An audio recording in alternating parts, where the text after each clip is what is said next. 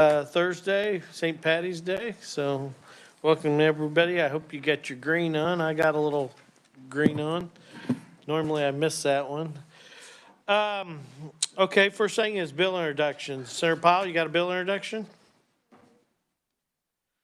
I do, Mr. Chairman. What's your RS number? 22 RS 3672 is what they gave me. Okay, And I would ask that you let me, before you hand that in, if you'd let me look it over, because we made a couple changes and I want to make sure those edits got put in the bill right. Not a problem if Right. you, maybe a comment just a little bit or, It's very simple concept. It puts back in place only rather than in the Senate rules. We used to have organization calendar and rules. This would put it into statute, and it would do it for both chambers. And it would be based on seniority, not elected by the caucus, and it's the majority party committee that would appoint chairs and vice chairs. questions, objections? Bill's introduced. Thank you, sir. Any further bill introductions? Not seeing any? Okay, we will start up with a new hearing here on House Bill 2688. Jason, you want to give us an overview? This bill shouldn't take much time, and then we'll jump to the next bill, okay?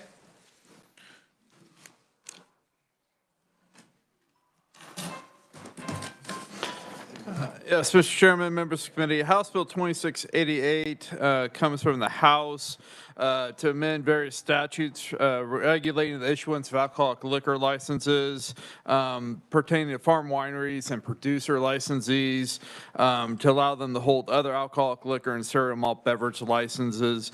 The bill started out as essentially directing that if a farm winery or producer licensee meets all the other statutory requirements, then they will be issued a cereal malt beverage retailer's license under the Kansas CMB Act.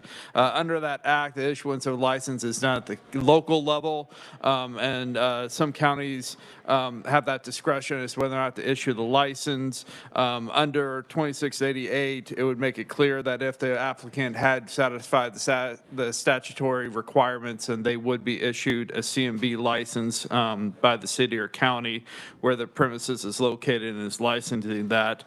And the CMB retailer's license, just as a reminder, is the license that would allow the farm winery producer to also sell cereal malt beverage and beer that is not more than 6% alcohol by volume and its content. Farm wineries are, of course, the wineries that produce only a limited amount of gallons of wine each year. Producers are a special subset license that take grown produce, such as grapes and such, contract with a winery to take that produce and produce wine from it that is then sold by the producer at their licensed premises under the Alcoholic Control Act. The other thing House Bill 2688 would do would direct that a farm winery producer licensee could be issued a club or drinking establishment license if they're eligible for such license under that act, notwithstanding any other local zoning or other business regulations of the city or county where the licensed premises is located.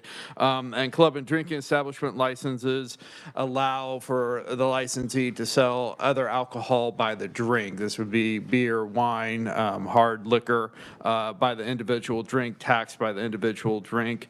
Farm wineries already generally have that eligibility. This would just put the caveat on them getting that regardless of any zoning or other local regulation on businesses where that premises is located. The bill will go into effect on July 1st of this year. I'm happy to answer any questions. Questions for Jason? Not seeing any. Thank you, Jason. We'll go ahead and start off. Whitney Dameron.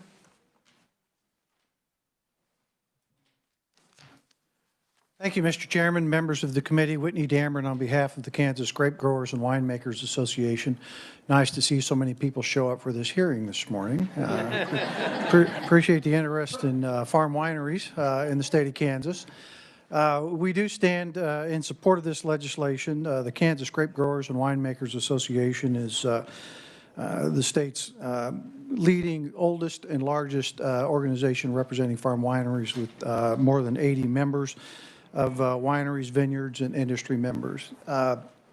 What this legislation does essentially allows a farm winery to add additional products for their customers' enjoyment in obviously a responsible manner.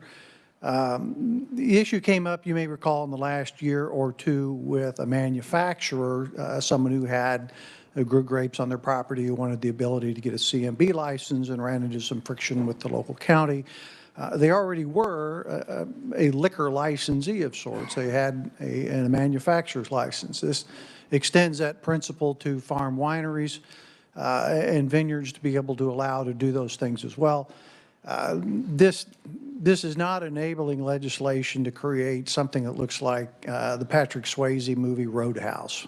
I mean, we're not talking about, big bar and grill establishments going to be set up outside the city limits to take advantage of this. These are people who operate vineyards, farm wineries in the state. They have tastings and events and dinners and the like at their properties. And they have customers, patrons who would like something else, maybe champagne, maybe spirits, maybe some other kind of a product. And so this allows them to obtain that kind of license and provide that opportunity for their customers. We think it's a good bill, passed by a significant margin in the Senate, I believe 116-5, and we would appreciate the committee's support. Thank you, Mr. Chairman. Happy to stand for questions when appropriate. We'll hold questions to the end. Philip Bradley. Thank you, Mr. Chairman and members of the committee. Happy St. Patrick's Day. The reviser and my colleague did a very good job describing the bill. I would only say that this affords the same abilities to farm wineries that we did for producers previously. You guys saw that bill and passed it, and it's been law for a couple of years now. I don't know if there's any surprises in this. I'm happy to answer questions. Our folks just want the ability for, strangely enough, there's couples out there and others that show up, and one of them likes wine and one of them does not. And they might like to have a beer while their other partner is tasting wine. So this would allow that to happen and make it easy, and we appreciate it. And I know you have a lot to do, so I'll make this very short, and I'll stand for questions when appropriate. Okay, we'll hold questions. Kirk Bergman.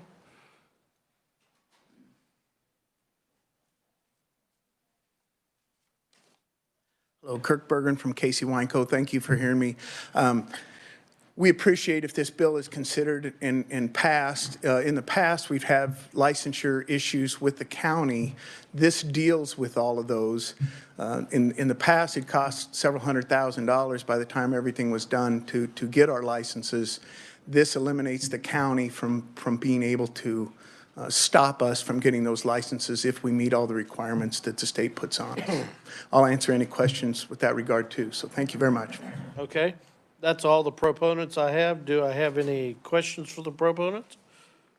Sarah Fascado. Thank you, Mr. Chairman. My question is for Whitney. So with House Bill 2688, so is this all year long, anytime, or is it just pertaining to certain events that might occur at that location, that venue? Well, the location, it just like wine products is authorized to operate within the confines of Kansas law, hours of operations and so forth. There would not be a restriction to only special events. But I cannot imagine a scenario where a farm winery essentially sets itself up as an open DE for walk-in customers 365 days a year. That's not the intent, certainly. Further questions? Senator Reichman? Thank you, Mr. Chairman. And just a quick question for Kurt Bergenen, or how you pronounce it? I'm sorry, I wasn't paying attention to your name. Kirk Bergeron, sir. Okay, thank you. Thank you for coming and testifying. They said that local zoning or other business regulation of the city or county with license premises is located, notwithstanding, they're supposed to go by its local ones, my understanding, but you mentioned you had some problem with Johnson County. Could you explain how this will solve it? Thank you. Well, yes, sir. For my first licensure, there's a form, an ABC form 806 that needs to be signed. And all this form said, it's supposed to be signed by the county clerk, and all it says is, number one, my property is zoned rural or agricultural, and I'm not within 200 feet of a church or school. And they refused to sign it originally for us, and we had to have a hearing. Debbie was very great, and we prevailed, but to the tune of a lot of money by the time lawyers and everything else were involved. So this would eliminate that, where the county is, by statute, shown you don't have a say in this. So, as long as we meet all the other requirements. Senator Cluse? Thank you, Mr. Chairman. This is a question probably for Whitney, but whoever can answer it.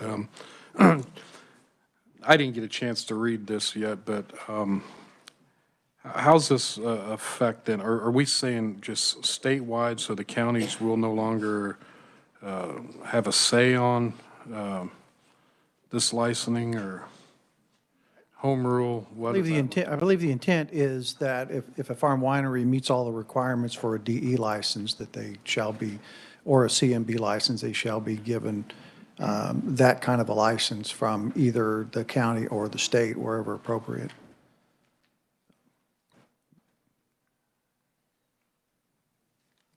Okay, further questions? Not seeing any. We'll go ahead and move to the opponents. Jim Hall, or Jay Hall? Jay, is that written? Must be written.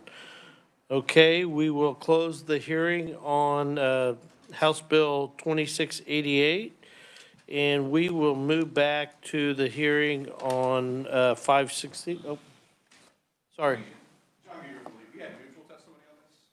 Okay, who are you with?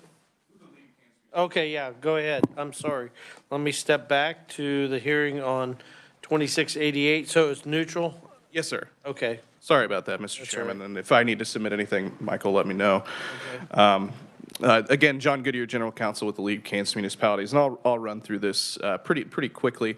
The League doesn't have a position regarding the sale of cereal malt beverage or alcoholic liquor by licensed farm wineries.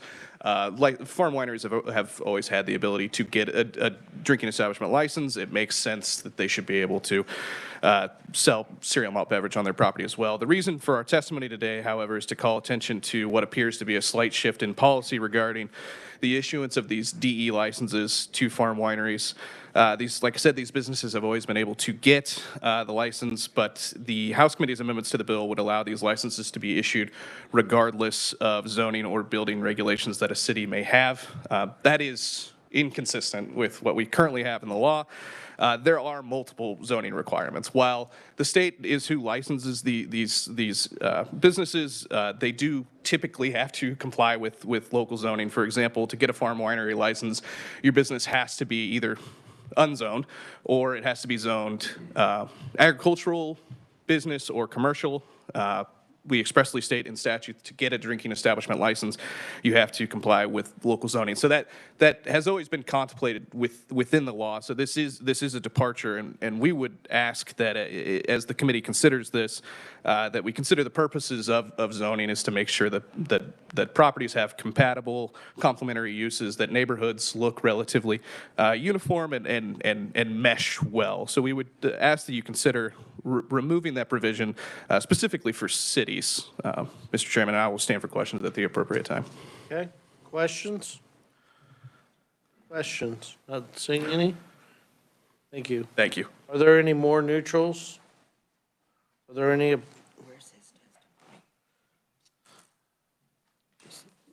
Did you have written testimony, or we have a?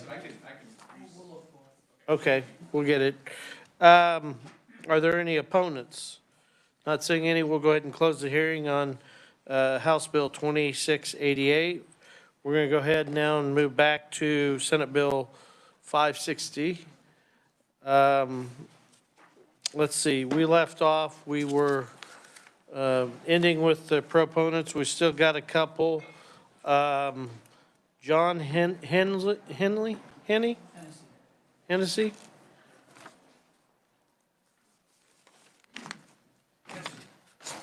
Sorry, John. Hey, I didn't wear green today either, but I am an Irishman, third generation, so we don't have to Hey, wear it. someone might pinch you later, just so you know. Chairman and members of the committee, I appreciate the opportunity to speak to you today about medical marijuana bill, Senate Bill Hearing 560. My name is John Hennessy. I'm a lifelong resident of the state of Kansas, currently reside in Wichita, Kansas. I've been involved in the cannabis business for over a decade.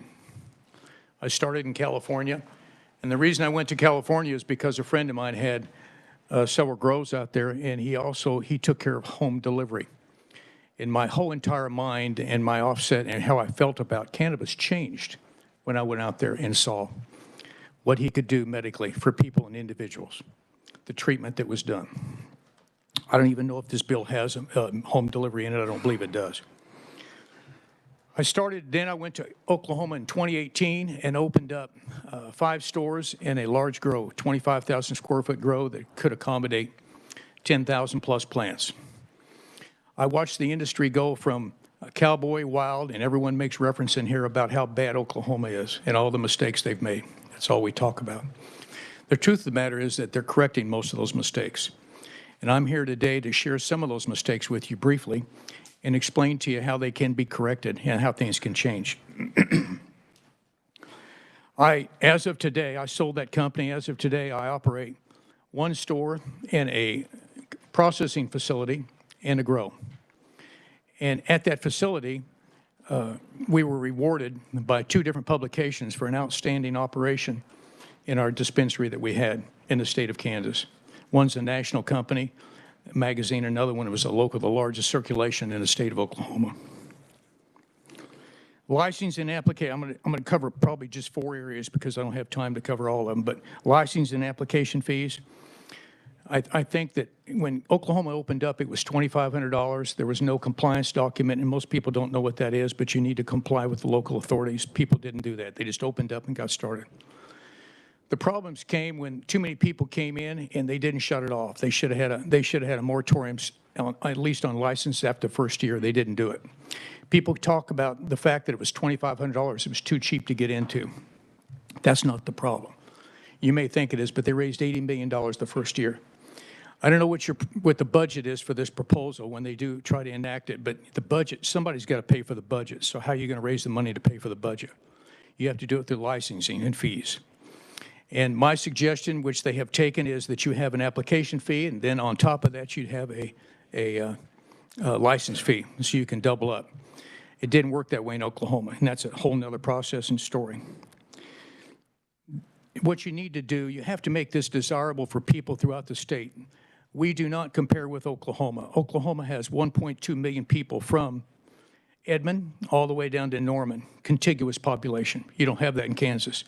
You have a base in Wichita, you have a base in Kansas City, and that's about it. So most people don't want to go into, they have to go into these smaller markets.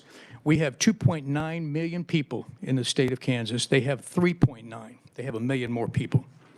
Is it saturated? Has there been a lot of problems? Yes, but there's 9,100 licenses right now that's been issued in the state of Oklahoma, plus many other operations that are probably illegal. I'd say there's probably another 3,000 to 4,000 that are illegal.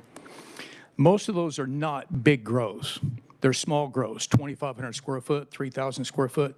They're scattered throughout Oklahoma. So the things that have been discussed yesterday, we're not on the same page of what actually is happening, what takes place. It's a lack of knowledge and information is what I saw yesterday. And that's the way I feel about it. The process of obtaining a medical card was done down there, and they didn't. And the issue was any doctor could be licensed, and they filed an application, and they pay a fee, and then they could examine people. The majority of those people are going to be anxiety. People with anxiety, they say they walk in and they can be given a medical card.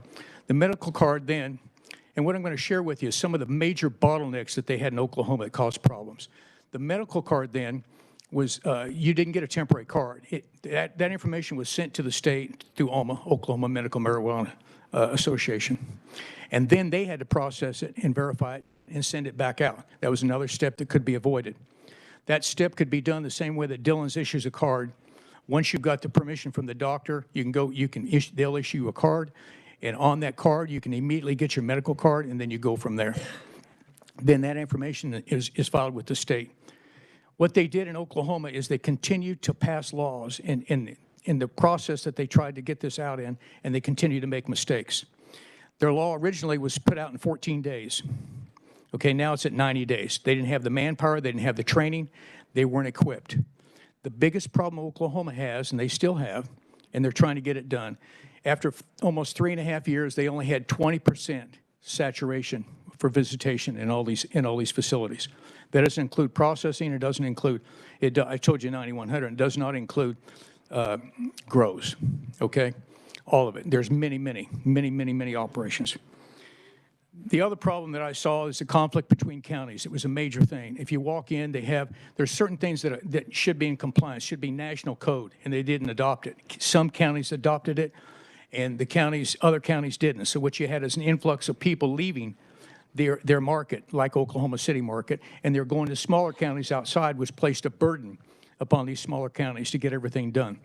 The reason they did that because the fees and the inspections were lacking. They were just there to help them and get them through. So that needs to be done uniform. You need to have uniform codes going throughout the state, and that includes from processing and would also include in your grows. There's an issue with grows with recirculation of water, with chemicals.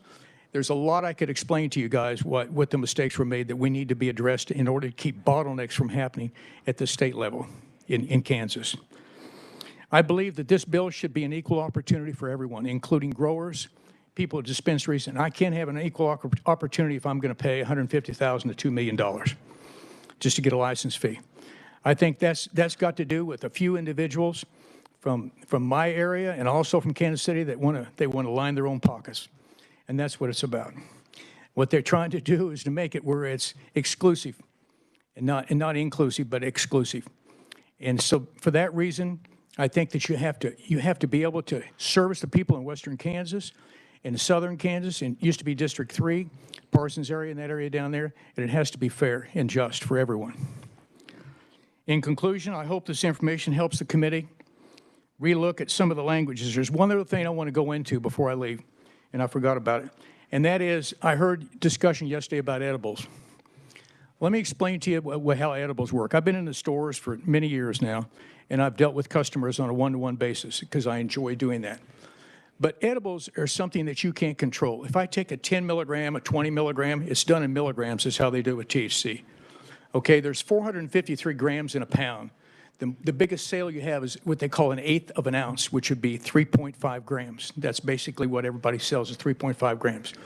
When you eat an edible, I've had customers come back to me and say, you know, it worked great.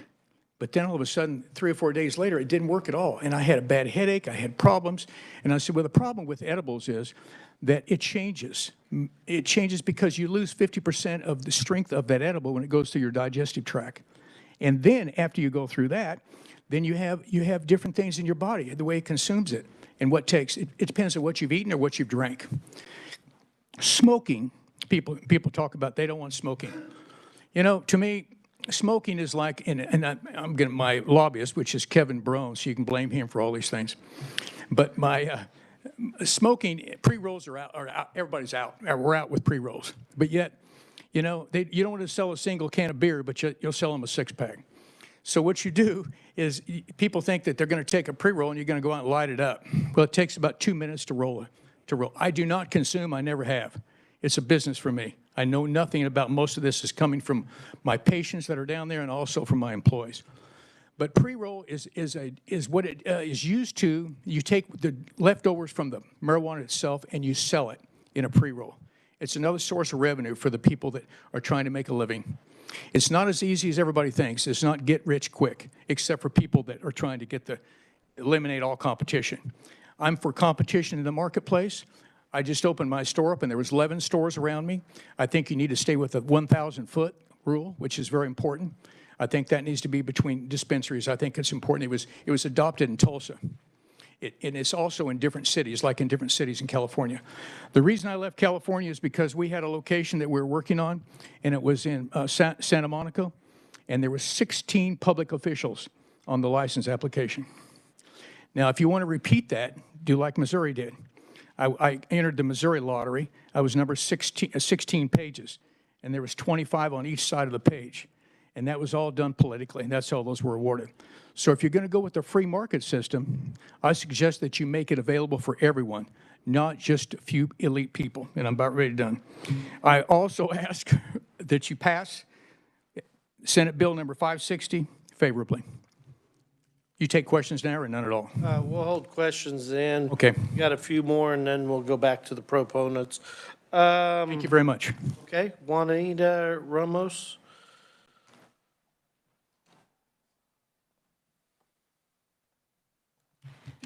Good morning. Thank you, members of the committee. Thank you for law enforcement for being here. Thank you for your interest in taking on this bill. My name is Juanita Ramos. I have recently transplanted from Austin because I'm committed to coming to Kansas to bring the very best resources and technology that I can bring to your state. I've been involved with medical cannabis now. This is my 12th state that I have assisted and been involved with. And what I'm bringing today is I've submitted an amendment, and the amendment is for a clinical trial to study the dosing of the medical cannabis plant. There are 37 states now with medical cannabis, and across the U.S., people are for and against the plant and against the medicine. And I agree with what some of our law enforcement feeling and what their concerns are. However, I believe that with this study, as we study and evaluate behavioral addiction, reducing opioids, addressing veterans groups, PTSD, and mental health, that with our colleges and universities, which, by the way, you guys have the finest that I believe, we can approach the way to an investigational new drug. Kansas has the ability now to be the very first state and create history in making a product from the ground up with the pharmaceutical companies that have come forward. And there is one in particular that is now recognized by the FDA, and they're willing to come to your state and create the manufacturing and the process for this new drug. As we move forward with this amendment, what we would like to do is to establish a new therapeutic delivery through cannabis, and also to advance pharmaceutical technology through interstate manufacturing. We want to become knowledgeable in the pharmaceutical manufacturing. We want to prove formulations and technology. We really want to take those who are outlined in this bill with qualified conditions and create what's called craft grows, so that the small businesses that some of my colleagues have so carefully pointed out, that we want to be able to include the small businesses in this operation and not bring the big guys in like we heard yesterday. You know, yesterday, as I was sitting here, all I heard was making money, creating products, but nobody talked about the patients. Nobody spoke about the pain. Nobody spoke about the challenges of getting up out of bed. 3 years ago, I was completely paralyzed. I couldn't move. I could blink my eyes. And my husband, who's actually former DEA, came forward and he said, I will find something that will help you to walk again. So he went to our reservation and he was able to secure some cannabis from what was being grown organically and the correct way. And he was able to create, through the raw plant, a juice that he fed me. And within a week and a half, I was able to at least get up. Now, there's nothing more horrific than not being able to get up and go to the ladies' room or to bathe yourself. The only thing I could do was blink my eyes. I couldn't even pet my little dogs that were there to comfort me. So I know firsthand what this plant can do. And that's only just one ailment. what we would like to do is to bring the plants to a study, to the colleges and universities that you have here, that we can study the strains for specific ailments, which includes the craft grows. My colleague and I spoke about this yesterday. I spoke with Senator Ware about the ability to be able to address those. Kansas has the opportunity now. Last year, I spoke with a couple of senators, and they said, there's no way. We need pills. We need a different delivery system to come to Kansas. So I got busy, and I found that. I found the technology. I found the pharmaceuticals that were willing to come, that the FDA has approved. I have a couple of universities that are willing to share their technology to come here to assist all of you. Will money come? Of course money's going to be. We're going to monetize this.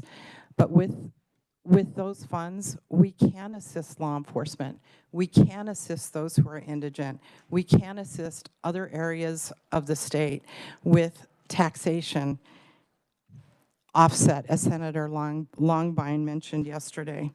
The clinical trials will include relationships, not just with schools, but those who are on the list of qualified conditions that would be able to enroll in the study, and we would gather valuable and critical data so that we could take this further.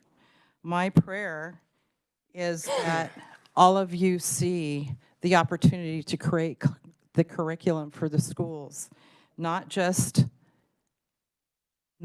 offsetting the budgets that schools have to generate through their sports, but also through this research and development program.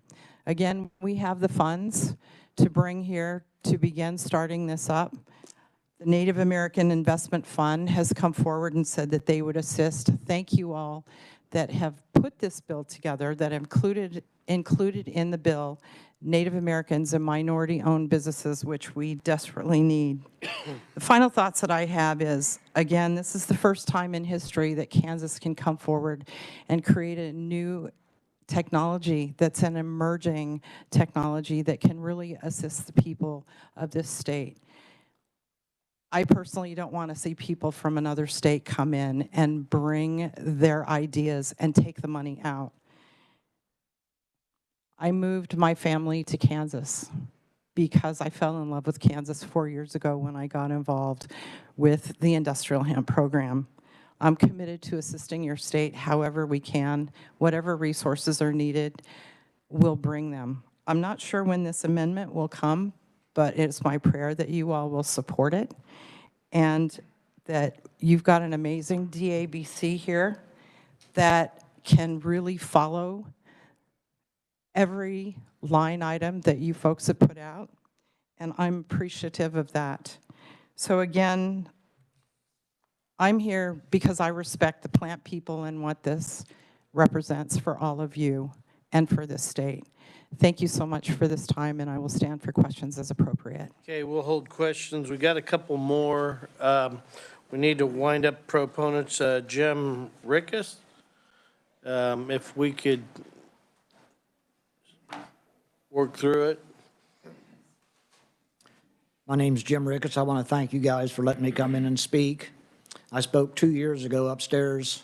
I was one of the speakers up there. I want to thank Mr. Olson for helping me get my letter wrote up. My wife has Alzheimer's now and wasn't able to help me write up a letter. I was here yesterday and I wanted to speak, but I didn't have the paperwork to do it. But I appreciate it, and it's St. Patrick's Day and it's green, and I'm here for the green.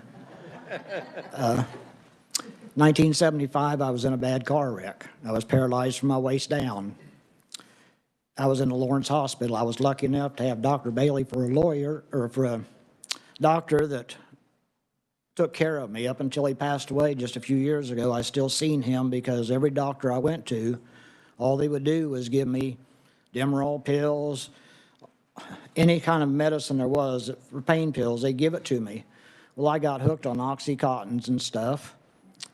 In 1977, I about committed suicide. I was in so much pain that I about committed suicide because of it. A guy walked into my shop. I was in my shop at 11 o'clock at night working. Come in and I was laying on the couch. I was painting a car. I tried to get up. I had my body brace on. Something moved in me. I lost all my body functions right there. I went in, I laid on my couch in the office, and I was going to commit suicide. He come in and talked to me for a long time. And in the Bible, it tells you not to commit suicide. And I've regretted it every day since then. But I'm here because I use medical marijuana at night to try to lay down and sleep. I have to sleep in a hospital bed. I have 10 screws. It's in my paperwork. I have 10 screws, a metal plate, 4 cadavers up the front of my throat. I had Harrington rods put up and down my spine. My left hip's pinned together and my right foot's pinned on. And I got a stent in my heart. I don't lay down on a bed because I can't breathe. It cuts my circulation off. I have a hard time eating because I can't swallow stuff. I have a hard time talking sometimes because of my throat. But marijuana it does not take the pain away. Nothing takes the pain away. They put me in the Holton Hospital a couple of years ago. They put me on morphine. That's all they was giving me was morphine. I tell them all, never give me morphine. It makes me hyper. I can't breathe. I don't like that stuff. I have a paper in my bedroom on the wall saying not to revive me if they come in again. And don't ever put me on the morphine stuff because it doesn't help any. Nothing takes pain away. Pot doesn't take it away. It relaxes me. I have a problem with my legs, trying to sleep at night. My legs are moving and jumping. I take medicine for it. It does not work. Marijuana relaxes me to where I can lay down and try to get a few hours of sleep. And I feel I'm entitled to be able to have a few nights sleep like everybody else that's not disabled. Because I'm disabled, I have that problem. And another thing is, the reason I couldn't have a written statement, my wife has Alzheimer's. And I want to try the gummy bears for her because at 4 o'clock, 5 o'clock in the afternoon, this is a girl I've known for 50 years. We have a 35-year wedding anniversary coming up next month. Never raised her voice, never argued or anything. This has changed so bad. And she gets up in the morning and apologizes. Or she'll wake up at 11 o'clock at night and be up all night, clear through the whole day because she can't sleep. It's terrible the way this stuff is. And I would like to try them gummy bears for her to see if it would relax her to where she would be able to stay in bed and sleep at night and not get up. When she wakes up, we sleep in separate bedrooms because I have to sleep in a hospital bed. And as soon as she's up, I'm awake. And I'm awake the rest of the night because I'm scared she'll go outside or do something. And in the wintertime, it really bothers me. If it was summer, it wouldn't bother me as bad. But wintertime, I wouldn't want her to get outside and something happened to her because she's not in her right mind, you know. But I'm for medical marijuana, and these young kids that have the seizures here in Kansas should not have to leave Kansas to go to Colorado or to some other state for something. And I've talked with the law enforcement, different people, the ABC people. I talked with Lori Kelly this morning out here. She's for it. This bill does have a lot of flaws in it, just like the officer back here said. It does have a lot. And the ABC lady said the same thing, but if it passes, they've always got another session where they can come in and start taking some of the stuff out that's not right with this bill. Nobody can tell you what bills are going to pass and not pass and be right because there's always going to be something that's off. And for the people coming in here out of state and starting dispensaries and stuff, it should try to get some of our veterans to start some of these dispensaries. You know, make it to where they can get something started and help the veterans, because I know so many veterans that need this stuff but are scared to come here and testify. And everybody tells me, don't get down there and testify. They'll be at your house knocking on your door and take you to jail tonight. That's fine. I'm here because this needs to be, if somebody doesn't stand up and speak, it's not going to go through. I've worked all my life. I drew unemployment once in my life for 1 week. I've always worked. When I got out of the hospital in 1976, I went to work with a body cast on. And I wear a body brace, a BOB, Boston overlap brace. It's all plastic. That's what I have to wear to work in. I've wore out so many braces over the years that it's tough to wear a brace and work or do anything, but that's what I do. I get up every day. I'm outside working, doing something. I go up to the farm and cut firewood. I burn wood at the house. I try to keep busy and moving around, because once I stop, I'll be done. I have a problem. I can't sit. Sitting in these chairs here has just killed me. In fact, in a little bit, I'm going to go over here and stand along that wall because I can't sit. If you've had a spinal cord injury like me, you don't have the feelings and the stuff. It changes in your body. I don't know how to describe it, but it changes, you know. Well, yeah. But I'll get off of here now, and I appreciate you giving me a chance to speak. And if it passes, you know, and if there's flaws in it, maybe the next session they can change some of the flaws that's in it, because I know it does. It hurts the police. Well, there's a process, and we'll try to work the flaws out before we get it out of here. Yeah, but it's something that will help a lot of people in the state of Kansas. I'm sure there's over 50% of the people of Kansas are for this bill. And, you know, if you use it in the privacy of your own home, nobody around you. I have 7 kids. My kids have never seen me do this. I've always kept it a secret. They know now because 2 years ago they seen me on TV trying to get this passed. And I was worried about my kids. And my kids don't say nothing to me about it bad. I was worried they would. My dad was military police. My dad was a cop when I was a kid growing up. When my dad found out I was using it, all hell broke loose with my dad and me. And after I explained to my dad I was getting off of them Oxycontins and pills, it took 3 months to get off. I do not take that stuff. I do not drink. I have not drank a beer in 4 years. January 15th was 4 years since I've drank a beer. I was drinking 15 to 20, 30 packs a month. And I just quit because the 15th of the month I went through 15, 30 packs of beer, and it didn't help me one bit. It just made me worse. So I'll get off here and let somebody else speak, and I thank you for letting me come. Thank you. Thanks for coming. I believe our next one is virtual Meg Sparrow. Is that right? Yes, I'm here. Can you hear me? Yeah. Can we, All right. we only got a couple minutes and then we need to turn to questions. So can you do a sum up version? Yes, sir. I promise I'll be quick as possible. Okay, thank you. So I'm here on behalf of the Kansas Cannabis Coalition. I am the Government Affairs Committee Chair. This bill encompasses most all of the medical disorders that we would like to see in this bill. Compared to some of the language in the past bills, we are very pleased with the wide-ranging medical conditions that will grant patients access to this life-changing plant. As my testimony does detail, however, we would like to make a couple of recommendations for changes. First, we would like to see the fines and fees for distributors and cultivators go down because the fees will be transferred to the patients once they go to get the prescription. We see this in Minnesota and Arkansas, where the black market has only risen after legalization of the plant, or they go across state lines to Colorado or to Oklahoma. Second, we believe that the K-Trax system should be limited to the doctors that are prescribing the botanical flower. Regular hourly employees, as the bill reads right now, with no medical background will be able to access patient records through K-Trax, and this could cause serious HIPAA violations for our doctors. Then finally, we ask that you include topicals on the list of products to be sold by the dispensaries, as they're extremely beneficial to those looking to alleviate their pain who don't wish to feel any psychoactive properties of the plant. We think that this is a great start for the medical bill in Kansas. We are super proud that this is the bill that is going through, and we would just like to see these couple of changes. Thank you very much, and I will stand for questions at the appropriate time. Thank you. Byron Adolph? I might be saying that wrong. It's Brian. Adolph? Thank you very much, and I understand that time is limited. Good morning, Chairman Olson and committee members. My name is Dr. Brian Adenoff. I'm testifying as a proponent of SB 560. I'm an addiction psychiatrist, president of Doctors for Cannabis Regulation, and a clinical professor at University of Colorado School of Medicine. Not Kansas, but we're next door.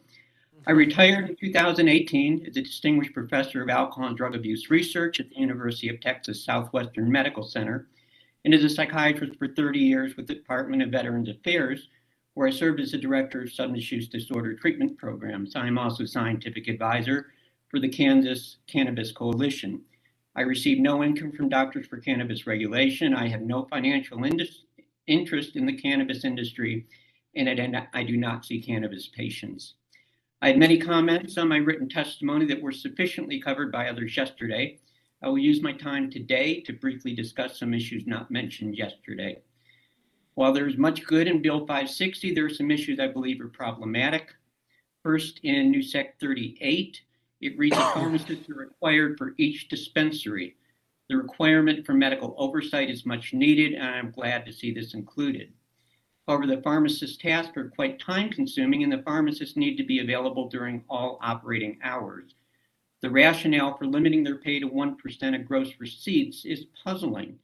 Is there precedence for limiting the reimbursement for medical support provided in a place providing medical services? Is this economically feasible for smaller dispensaries? Are there enough pharmacists to fill these roles? Will medical dispensary pharmacists be recruited away from drugstores in already medically underserved rural areas? Importantly, have nurses been considered to fill the position of medical oversight? Most, if not all, of the tasks assigned to the pharmacist in Bill 560 could be handled by nurses. Nurses in particular are quite skilled at providing patient education. Second, under new Sec 30, no smoking or vaping is allowed. This has been mentioned, although there are some downsides to smoking or vaping from a medical perspective. This route of administration has significant medical benefits, including rapid onset of action and the ability for patients to carefully titrate their dose to assure that not too much medication is taken.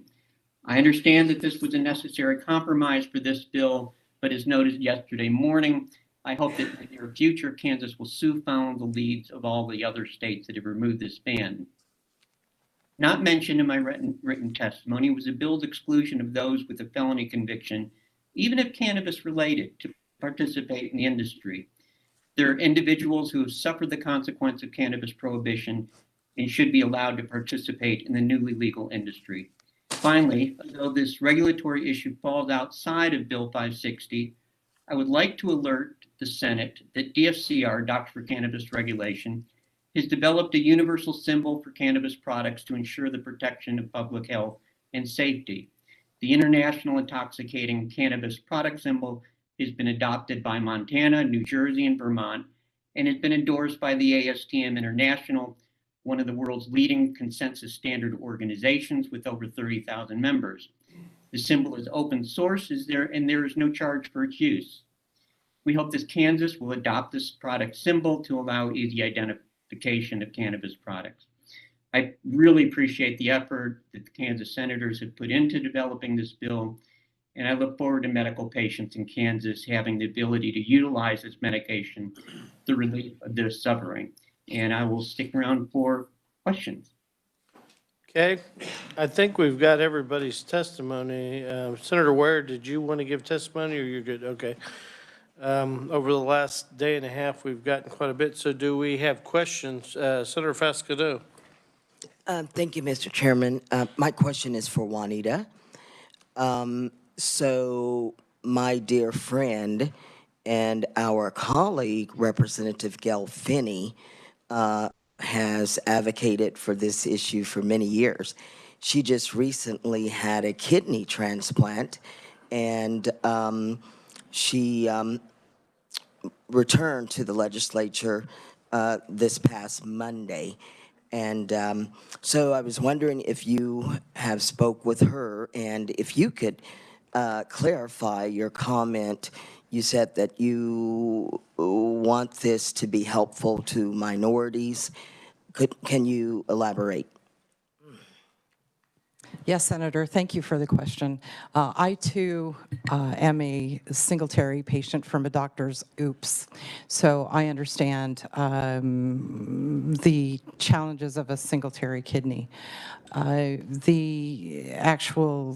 dosages that we could assist the Senator with would certainly assist her. I have not been able to speak with her.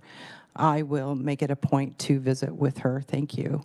And as far as the minority, we look at certainly engaging with the minority population. You know, this industry is full of men. There are not a lot of us women out here advocating, and people of color. And it is certainly something that I have on my radar. One of the things that I'm most proud of is I've been able to spend a little bit of time with Mr. John Nabe from the AFL-CIO about the possibilities of creating a program that would include maybe some apprenticeship around this program as well. Thank you. Other questions or comments? Okay. Oh, Senator Fasquedo? Mr. Chairman, I'm not sure who can answer this. I just want to hear again. So the way that one could use this if we're, the gentleman who spoke 2 years ago, I heard your testimony and saw some of your pictures of when you were ill. So can you just share, you talked about the gummies.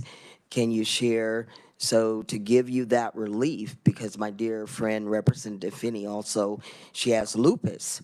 And so that was the reason for her kidney transplant. And I've seen her at some of her painful days. And so is smoking, does it relieve the pain immediately? Or, I mean, what would be your preference, sir? Are you still here? Yeah. If you want to answer. To just, you don't have what has relieved your pain the quickest, or? Smoking it, and I would be a criminal in the state of Kansas if you pass it to where you can't. I take 4 blood pressure pills a day, and I have an awful hard time swallowing. I have a hard time eating food even. I drink 2 drinks a day that have the calories, 320 calories in it each, because I can't eat and swallow food. It takes me forever to eat. But smoking it relieves me right away, where I ate brownies as a younger person. It gave me diarrhea so bad, and it didn't help me one bit. But where smoking it, it does. It relieves I don't know how to describe what happens to me when I lay down. I lay there and my legs start jumping. I have a hard time trying to relax and sleep. But if I get up and I smoke it out of a water pipe, because I can't, with my throat, I can't take the smoke. But through a water pipe, it makes it where you can do it and it doesn't hurt my throat. And if they have gummy bears, I want to try them to see if I could chew it up or something and swallow it to help me. And I know it takes a couple hours for, I hear people say, oh, it don't work, it don't work. Well, it takes, anytime you put something into your system, just like the pills you take. You take them Oxycontins, they don't affect you right away. It takes time for it to dissolve and get into your system. I don't know what the time is on that kind of stuff. I'm sure one of these doctors can tell you. But smoking it, it's now. It's not waiting an hour or two to do it. And most of the people that I know will be smoking it, and they will be a criminal in the state of Kansas, which it shouldn't be that way if you have a disability and something like that helps you. God put that on this earth. Now, somebody told me, well, they put the Oxycontins. No, man made them Oxycontins. He didn't make the marijuana plants or the hemp plants, So I hope I answered your question for you. Thank you. Thank you, ma'am. Other questions? Senator Hosher. Sorry. Thank you, Mr. Chair. I was just going to say maybe Heather or John could talk to the products that are offered or used for different cases. You got a question? Just ask. Yeah, can you outline for us some of the different products that are created if smoking isn't available that address some of the different ailments? Thank you. Yeah, absolutely. You can see the edibles that are out there. There's also capsules, tinctures that you can put under your tongue. There's some innovative products, transdermal patches, things along that line. But as the gentleman just described, every single one of those methods has different times of onset. So anytime you're ingesting, you're looking at 1 to 2 hours before you're going to have any relief. Even under the tongue, a sublingual method for a tincture, you're looking at 15 to 20 minutes max. So for people that are looking for relief right away, that being able to have that inhalation method is what is most effective immediately. So it just depends on what your issues are. If it's more mental health, you need that kind of longer lasting product that's going to get you through the whole day. If it's immediate pain relief, you're going to need something that works a little bit quicker for you. Hopefully that answered your question. Thank you. Anybody else have a question? Not seeing any. We're going to go ahead and turn our attention to the neutrals. Deb Beaver.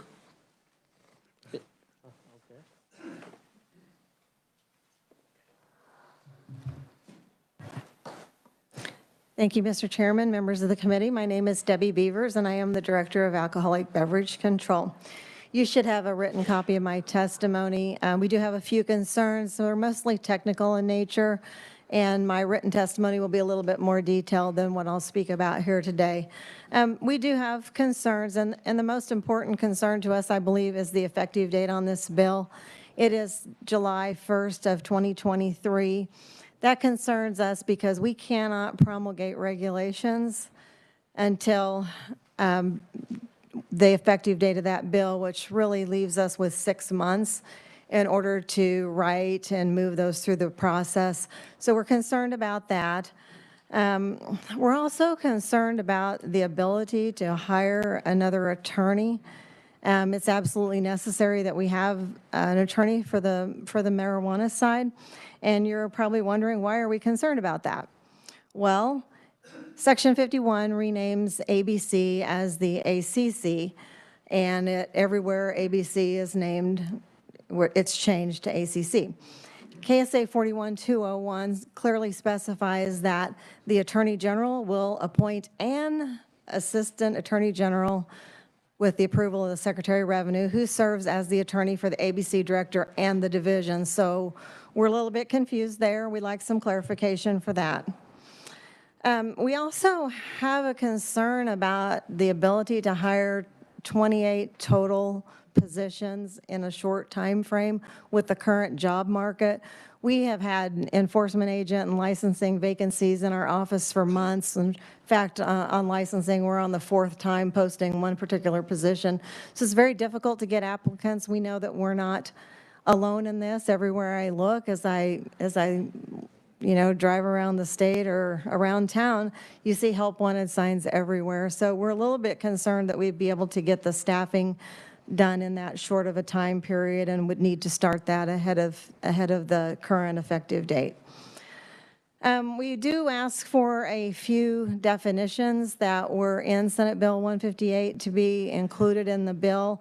I think the most important one for us is a definition of cultivate, because this bill has the cultivator's fee based on square footage of where they cultivate, but without a definition, we're not sure what that includes. And cultivate, does that include what I would call as a nursery, where plants, either seedlings or clone cuttings, are not yet a plant, and then the grow areas, and then where they dry and harvest, and they also store on the package on the premises. So we're not real sure on that, so we'd like some clarification on that, and as well as a plant, because we're not sure when a plant becomes a plant without a definition. Section 20 is just purely technical. It states that the license is effective for a 2-year period from the date it's issued. In ABC, we got this changed a few years ago to have it reflect the date specified on the license. We like to be business friendly, and sometimes people don't want to open a business until a certain date, so ask consideration for that. Section 21, new Section 21 concerning the ownership changes and transferring licenses. Must admit, I was a little shocked to see that a license was transferable. They are not in liquor licenses, and you can see similar language. You can see that language in 41-326. These license applications are very labor intensive and very detailed. We would like to see some sort of a fee to be to process these ownership, and if license changes are allowed, license that as well.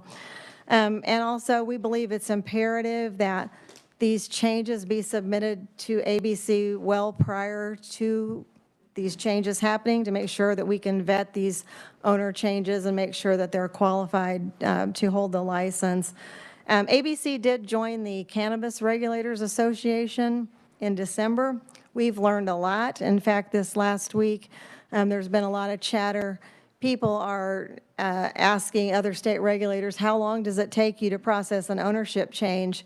And the response has been anywhere from 2 to 4 weeks to 3 to 6 months. Yeah, months. I mean, so I'm not sure if that's due to a backlog or just due to the sheer process that they go through in that state, but we are concerned about that. New section 21, it was touched on yesterday, the residency requirement. In my testimony, you'll see a reference to a United States Supreme Court decision that deemed ownership or residency for a liquor license to be a violation of the Dormant Commerce Clause. So that is pointed out in my written testimony. Also, it refers to forfeiting the license if the owner is no longer a Kansas resident. ABC doesn't see any language on what we can do if they don't actually forfeit the license. So we believe adding revocation would be appropriate, but that is up to the legislature. New sections 22 and 28 also authorize the cultivator to sell directly to a dispensary, and the dispensary, of course, can purchase from that. Neither section requires compliance with the packaging requirements, and we believe that the packaging requirements should be complied with. Section 22 authorizes cultivators to deliver or sell, implying they could do one or the other, so we believe that should be changed to deliver and sell. And similarly, in section 28, dispensaries can dispense or sell. We believe it should be and there as well. Another concern is in section 22, cultivators are limited to expansion only at renewal time. This could be kind of tricky with the square footage being a calculation to the license fee. When you go to renew a license, you're renewing what you already have, and expansion seems to us to be a separate track. So just want to make you aware of that. It does seem to be a bit tricky. Generally speaking, we would like to see record retention, 3 years across the board. There's some places where it's 1 year, 2 years, and video storage is currently at 90 days, and we would like to see that be moved to it's currently 60 days. We'd like to see it be 90 days. And we'd also like to have the ability to access that remotely so that we can log in and watch video while it's happening. New section 32 addresses the fees, and they are to be set in rules and regulations not to exceed these amounts. ABC would respectfully request those to be set in the statute for transparency. There's also another provision there in that section to refund the second half of the license fee if the licensee paid the entire license fee at the time of application, but is prevented from operating in that second year. We do have this in liquor law, but there's an option to only pay half of the license fee up front, and then the second half of that license fee is due by the end of that first year, and it also requires a 10% surcharge on that. So there's just a little confusion. It seems like you could possibly pay half of the license fee up front, but it's not clear. And then we also, in last year's session, we had an interesting situation with our liquor laws where if a licensee violated a lawful order of the director, there wasn't anything we could do to them for that. So last year, we had some legislation passed that allows other penalties to be imposed for that type of violation, and we would certainly like to see that in the marijuana world. And then finally, the thing that's not addressed at all is how marijuana comes into this state. It's been talked about. It can't take it across state lines. Nothing addresses in the bill, will seeds be required to be used? Will clone cuttings magically appear? We don't know, but as the regulator, we believe that should be addressed. And Mr. Chairman, committee members, that's the end of what I'm going to talk about this morning. So if you have any questions, I'll be happy to answer those at the appropriate time. I think we'll go ahead and allow questions since you're kind of in a unique position where probably ought to ask them while we're thinking about it. Do we have any questions for Secretary Bieber? Okay. You actually did a really nice job. Thank you. Thank you, Mr. Chairman. Eric Stafford?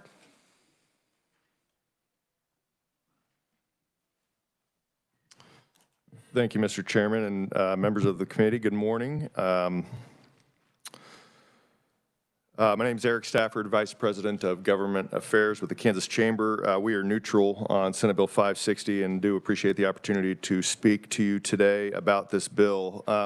Really, our concerns come down to Section 68, 69, and 70, and if those were to be deleted, our concerns, I think, would go away. Really, what you're doing in those three sections compared to Section 46 on pages 38 and 39, you're putting employers in conflict within the same bill.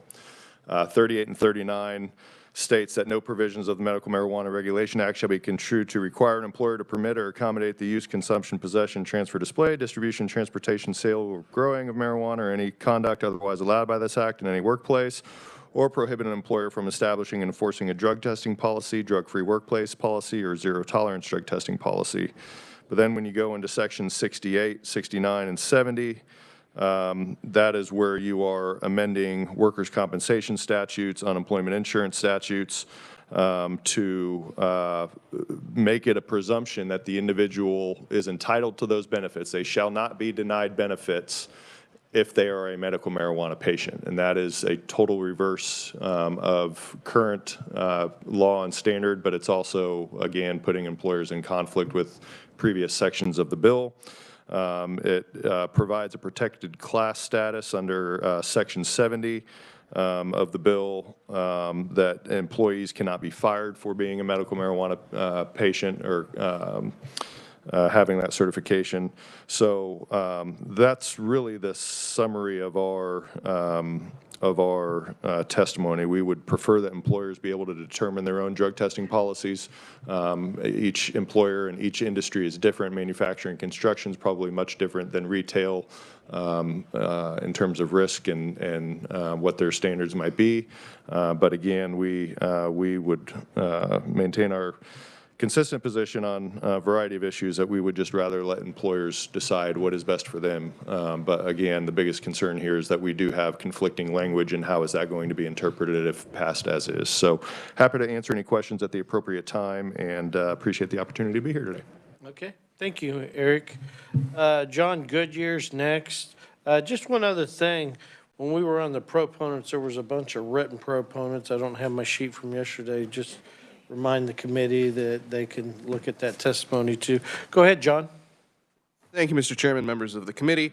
Again, John Goodyear, General Counsel with the League of Kansas Municipalities. The League does not have a stance on the use or sale of medical marijuana, whether it should be legalized in Kansas. With 625 cities in Kansas, as you can imagine, we have cities that come all across the board on this. We have cities that would like to see broad legalization. We have cities that would prefer that the absolute prohibition stay in place, and the vast majority of our cities fall somewhere in between. So as we knew that this issue was going to be coming up a few years ago, we urged our policy committees and our league governing body to come up with a policy statement, give us some kind of guiding principle. What do you need to see in legislation if it comes forward? And I have included our policy statement in my written testimony, and you can read that. I'm not going to read it verbatim, but anytime we get a medical marijuana bill, I'm reading it through that lens. So working from that statement, Senate Bill 560 does have elements that the league and our member cities do favor. For example, the league is supportive of provisions that clearly prohibit driving under the influence of marijuana, and provisions that prohibit cultivation by those not holding license issued by the state, thus prohibiting the home grow operations that we've heard really bad things about in other states. However, there are some key components that we feel are missing from the legislation. For example, our cities strongly believe that cities should have the ability to opt in to allowing the sale of medical marijuana in their city. Currently, that option is at the county level. I think it's Section 41, subsection D, creates a county ability to prohibit it. We foresee circumstances where a county is going to disagree with a city. For example, the county could prohibit it, where every single city in the county would like to have a dispensary, and the inverse could be true. We would ask that be a dual layered, or that it be a city option instead. We would also urge you to allow us to otherwise restrict locations where products can be sold, processed, and grown through regular zoning regulations. Currently, we would have that ability to do so, but it may be prudent for the committee to include compliance with local zoning as a condition for licensure. Finally, additional training for law enforcement officials and human resource professionals is going to be needed. Cities may be able to utilize home rule to impose business fees that will help to offset these costs, but I will say that the ability to do so is not overwhelmingly clear. Cities utilize home rule to create business licenses for lawful businesses all the time, and we have that ability, and it's been a good model. But where the licensed activity includes activities that are presently outlawed by the criminal code, except for a very minor carve-out that we've created with this legislation, I'll say the ability to do so is not clear. Now, if we get to the point, I will make the argument that we have the home rule ability to bring these licenses, but it might be worth addressing in the legislation. So we would ask that the committee consider addressing the provision of local business licenses, or otherwise consider apportioning money from state licenses to local governments to aid in the administration of the act at the local level. So, Mr. Chairman, that's all, and I will stand for questions at the appropriate time. We would just ask that some of these local issues be considered as you take up the bill. Okay, we will. Thank you, John. Thank you, Mr. Chairman. Nick Rainmaker. Good morning, Mr. Chairman and members of the committee. It's Nick Reinecker from Inman, Kansas. Sorry, it's okay. And I am providing neutral testimony to this bill. I acknowledge the hard work. I want to acknowledge the hard work put into this bill. My first time coming to committee was in 2013, not this committee, testifying on an informational hearing about Senate Bill 9. And since then, I've been coming up here quite often regarding cannabis. Have seen children have seizures in committee. And might I just suggest that citizens, some citizens might have given up on the Kansas legislature in this arena, may have moved to other states to get relief and everything. But I don't think that either side has a conspiracy to harm anybody.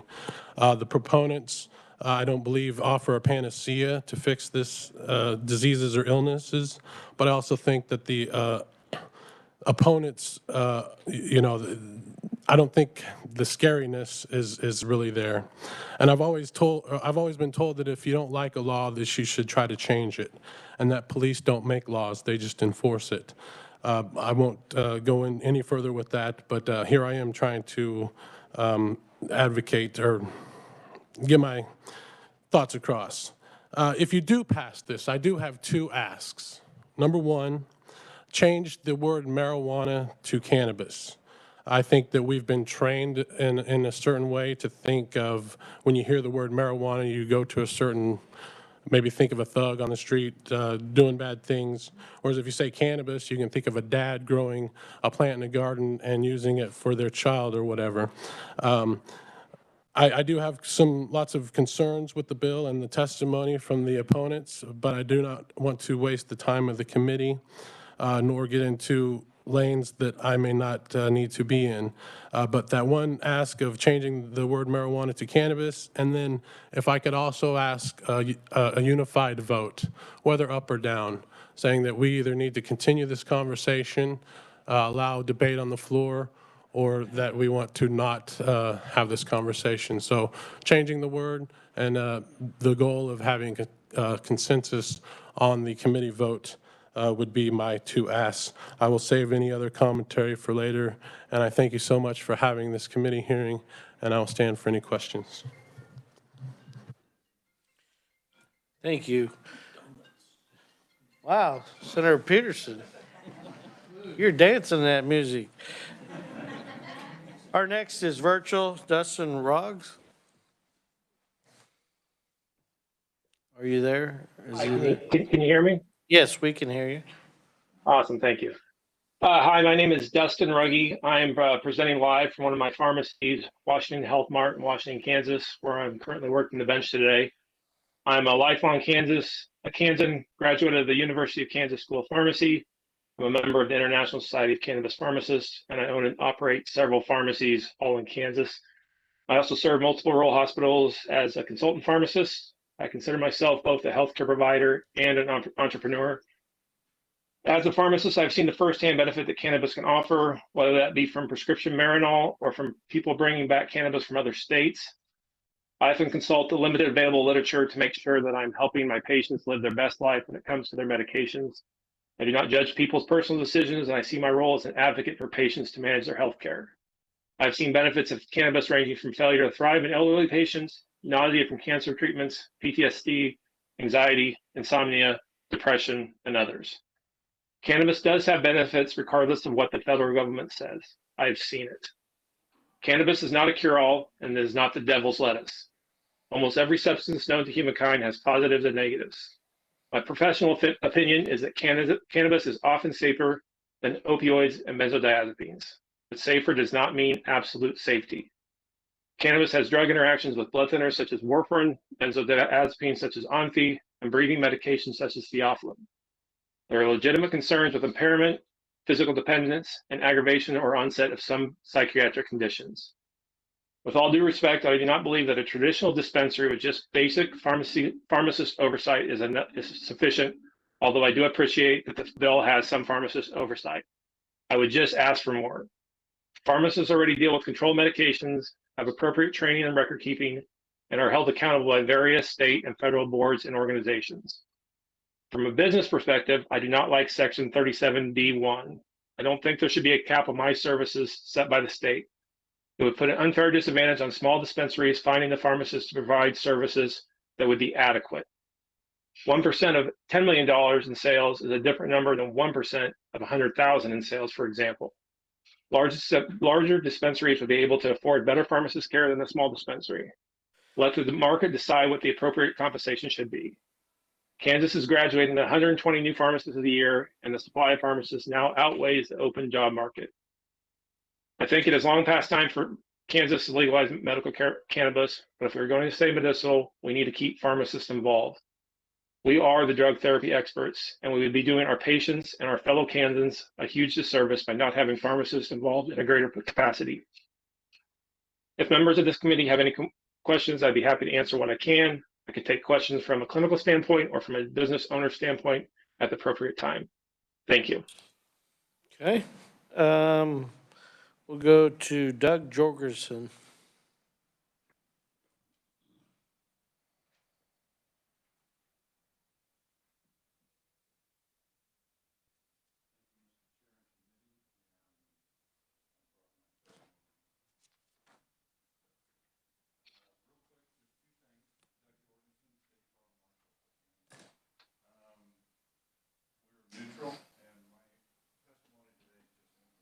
I'm sorry. My testimony today is informational. If the bill goes forward, we just want to bring to the attention of the committee that we'll probably need 3 or 4 additional positions at our office to handle the plan review and inspection of all the new grow processing facilities and dispensaries that will spring up in the state. The information's also in the fiscal notes, in my testimony on the positions and the cost. We're a fee-funded agency. We receive the majority of our fees from the insurance premium fund, and we've reached a plateau with our revenue versus expenses.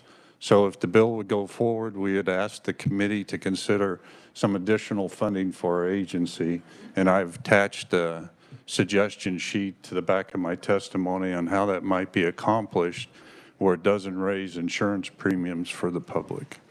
The other request we would have is that in section 20, small b in parentheses, that we add a number 7, and that we actually let all of the growers, processors know up front that whenever they do a project on a facility, that they'll have to meet the current state fire and life safety code.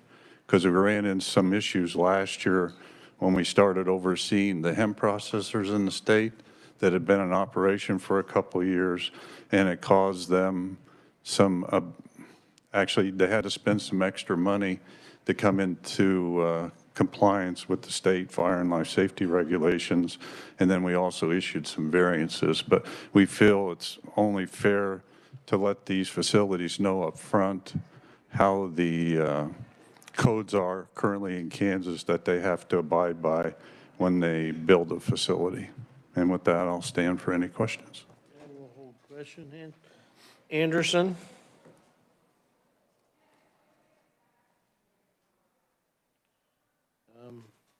Anderson here? Okay, we'll move on. Kay.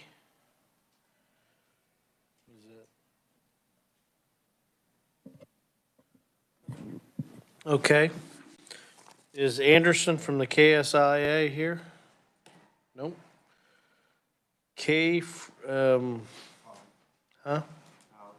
Haug from KDHE here? Okay. I also brought copies.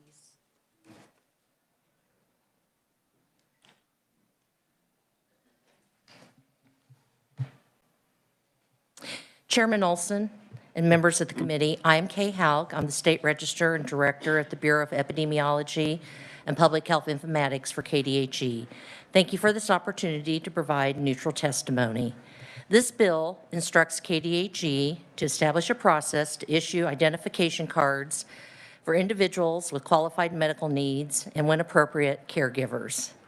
To support these efforts, KDHE will onboard a director and a staff to manage the medical marijuana program. We do share the concerns that were mentioned by our partners in Department of Revenue about the time frame of being able to fill the positions that we'll have. One of our first tasks is going to be to identify our system specifications so that we can develop an IT system solution. We will need to submit a request for purchase, and then we'll have to work through selection of a vendor, and then we'll have the development and thorough testing of the system. We will also develop a process to exchange real-time, secure registration confirmations 24/7, 365 with the retail dispensaries and with law enforcement. And finally, KDHE will develop a system for reporting de-identified medical marijuana data. We do have one item that we've asked the committee to consider reviewing, and that is in Section 9, where it refers to assigning a unique 24-character identification number for the patients and caregivers. We absolutely are in support of the unique identification numbers. We would just ask that the reference to the number of characters be removed from the language. With that, we appreciate the opportunity to provide testimony, and I am available for any questions. Okay, we'll hold questions to the end. Alexander Blas? Ozzy? Okay, do we have questions? Do we have questions for the committee? Okay, not seeing any questions for the neutrals. We'll move on. There's a few written. We'll move on to the opponents. Robert Jacobs. Is he here? Okay, thank you.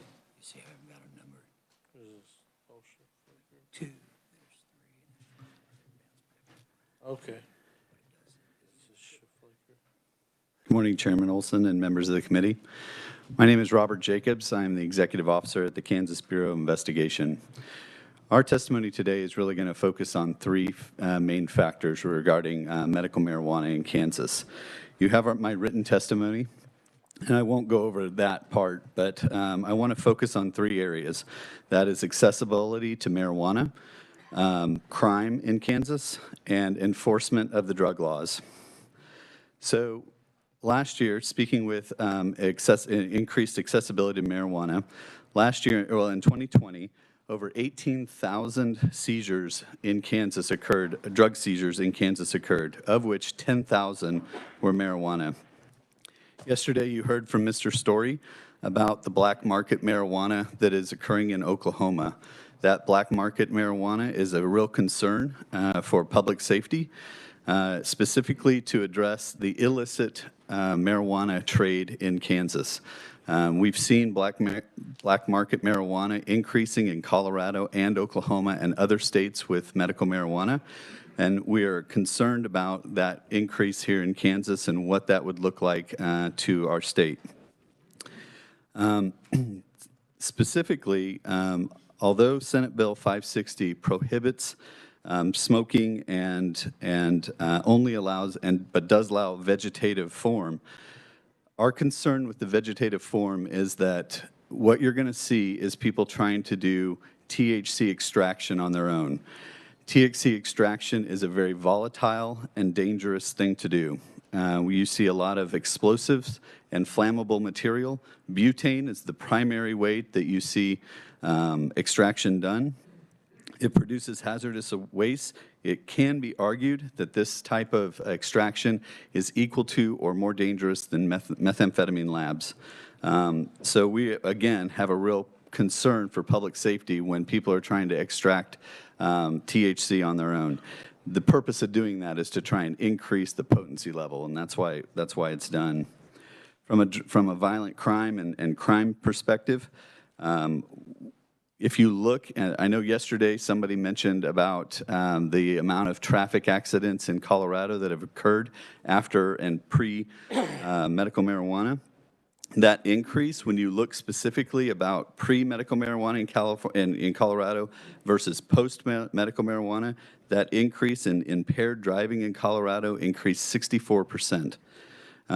We saw higher traffic fatalities, theft, and violent crimes to include homicides, sexual assaults, and human trafficking.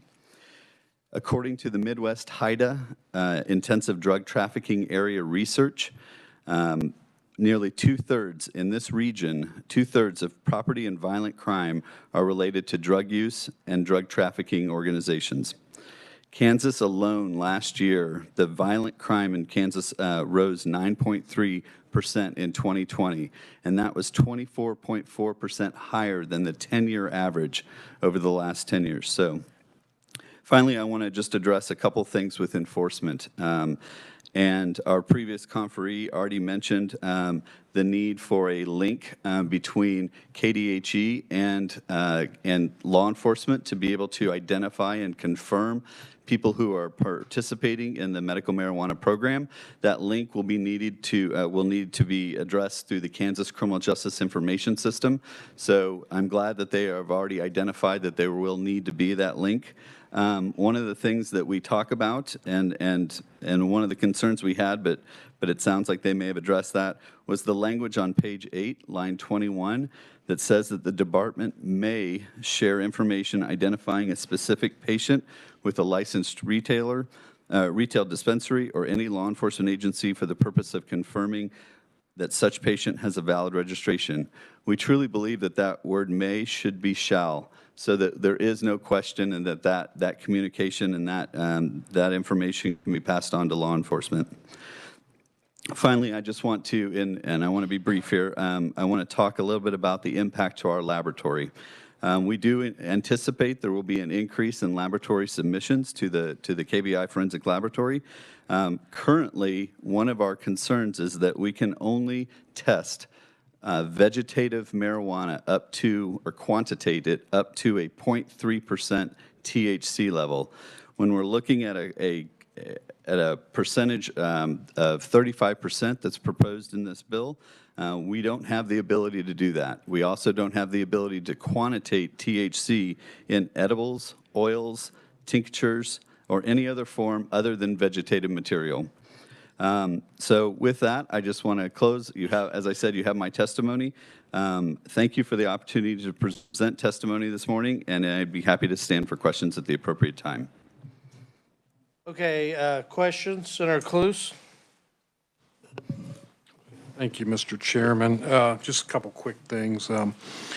And I just need to get a little insight. You had some quotes from Colorado. Now we're talking medical marijuana use here. It was my understanding Colorado has recreational, so am I correct on that? You are, and my quote from the Colorado, especially the traffic accidents, was related to when Colorado first passed medical marijuana, which they did prior to recreational marijuana. So that data is from medical marijuana. How long ago was that? I believe they passed it in 2009 to around 2009. So these stats go clear back to 2009. Colorado did contain stats all the way back to 2009, and they continue to collect their stats through the recreational, through the passage of recreational marijuana, yes. But these stats were specific to medical marijuana usage? Yes, sir. Early stage, okay. Quickly then, there was a comment made yesterday, if you could address this, just curious. No one has died from overdose of marijuana. Could you elaborate on that?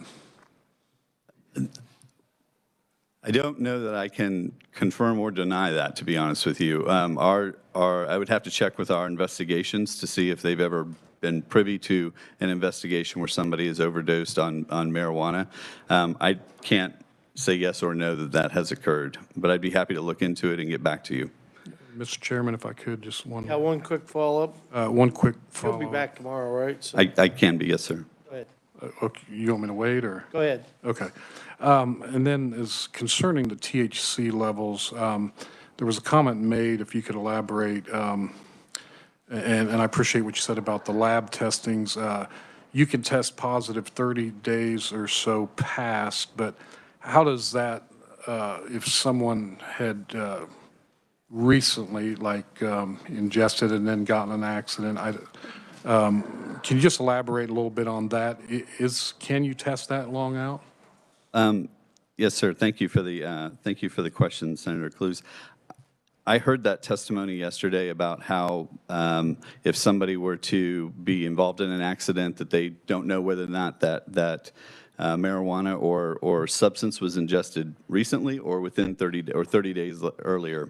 I would have to check with our laboratory to see exactly what that time frame is and what the dissipation of that substance is in the person's body. That may be unique to each individual's physiology.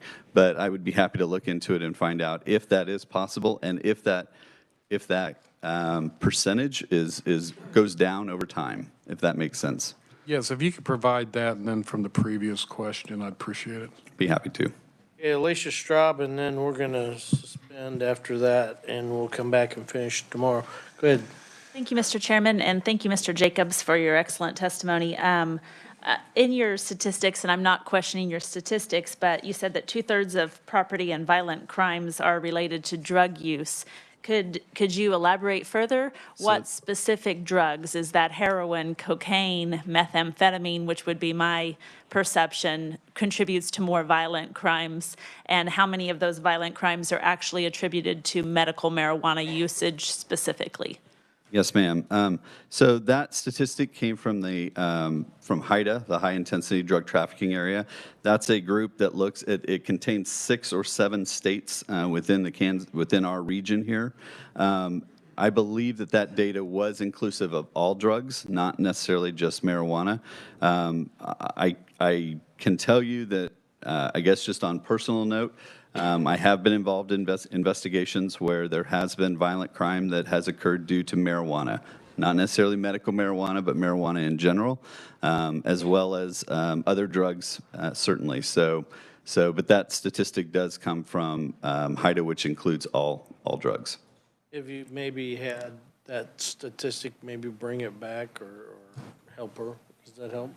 Yeah, quick follow-up, and then we got to kind of bust loose. Thank you, Mr. Chairman, and thank you for that personal testimony, too. So that involvement with medical marijuana and crime, was that the only drug being used, or was it medical marijuana in addition to other illicit drugs?